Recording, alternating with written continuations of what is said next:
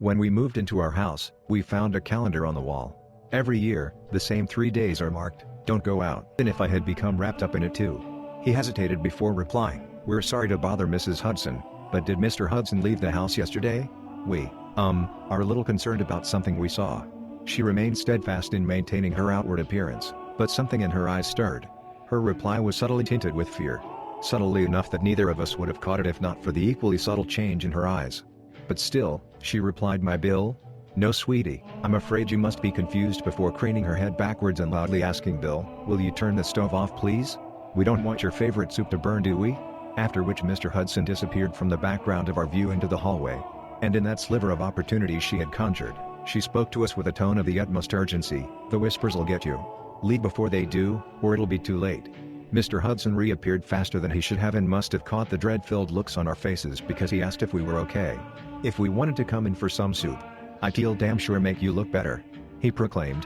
We declined, said goodbye as politely as we could manage and struggled through unsteady legs to make the walk back across the street before closing and locking the front door. The next night, as we watched the house across from us once again, all of the lights behind the curtained windows shimmered on and off for untold minutes, before finally sputtering off and staying that way. We never saw Mrs. Hudson again. Our calls to the police after days of imitating the ill-fated neighborhood watch not long prior yielded no results. In fact, they reassured us after a visit that no Mrs. Hudson ever existed. William Hudson inherited the house from his father and never married. If we hadn't had each other and our collective experience to rely on, I don't believe either of us would have remained particularly convinced of our own sanity. We wanted to heed Mrs. Hudson's advice, but we had just bought the place. Still, we quietly searched for a new home. Neither of us wanted to be here for the next marked date. But then the whispers started. Only one of us heard them, and it wasn't me. I held Toby in my arms when he woke up screaming. I comforted him when he heard voices from within the walls.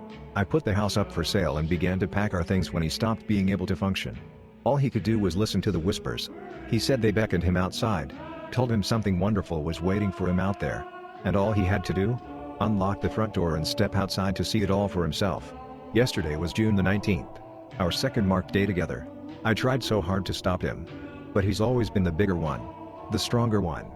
He got past me anyway. I watched as he flickered out of this existence and into somewhere else.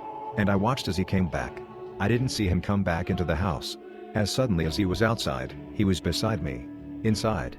He smiled at me as if he hadn't seen me in many years. But for the first time, that familiar smile didn't reach his eyes.